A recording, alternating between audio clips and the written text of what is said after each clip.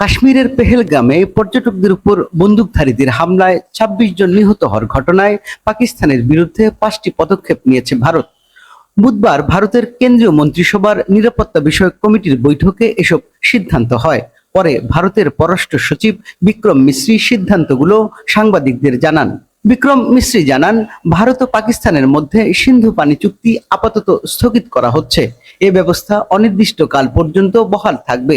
এই সিদ্ধান্তের ফলে যে পরিমাণ পানি পাকিস্তানের পাওয়ার কথা, চুক্তি স্থগিত করায় আপাতত তা ব্যাহত হবে, অর্থাৎ চুক্তি অনুযায়ী পানি পাকিস্তান পাবে না।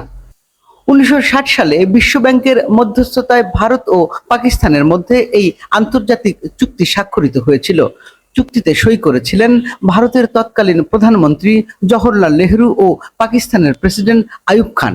এই চুক্তির আওতায় সিন্ধু, চন্দ্রভাগা, শতদ্রু, ঝিলাম, ইরাবতী ও বিপাশা নদীর পানি পাকিস্তানে প্রবাহিত হয়। এই গ্রীষ্মকালে চুক্তিটি স্থগিত করার অর্থ চুক্তি অনুযায়ী পর্যাপ্ত পানি পাকিস্তান পাবে না।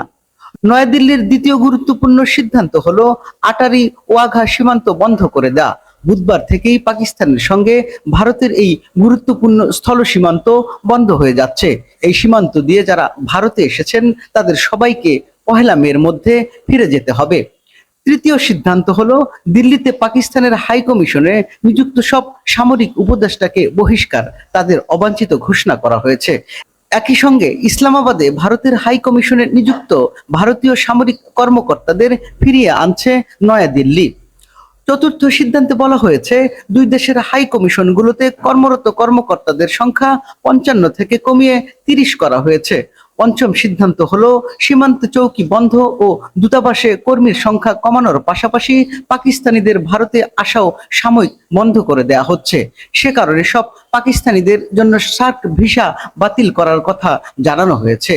এই ভিসায় যারা ভারতে রয়েছেন তাদের ফেরত যাওয়ার জন্য ৪৮ ঘন্টা সময়সীমা বেঁধে দেওয়া হয়েছে। ভারতের প্রধানমন্ত্রী নরেন্দ্র মোদীর উপস্থিতিতে কেন্দ্রীয় মন্ত্রিসভার নিরাপত্তা বিষয়ক কমিটির বৈঠকে পেহেলগ্রামে পর্যটকদের উপর হামলার ঘটনার দায় পুরোপুরি পাকিস্তানের উপর চাপানো হয়েছে।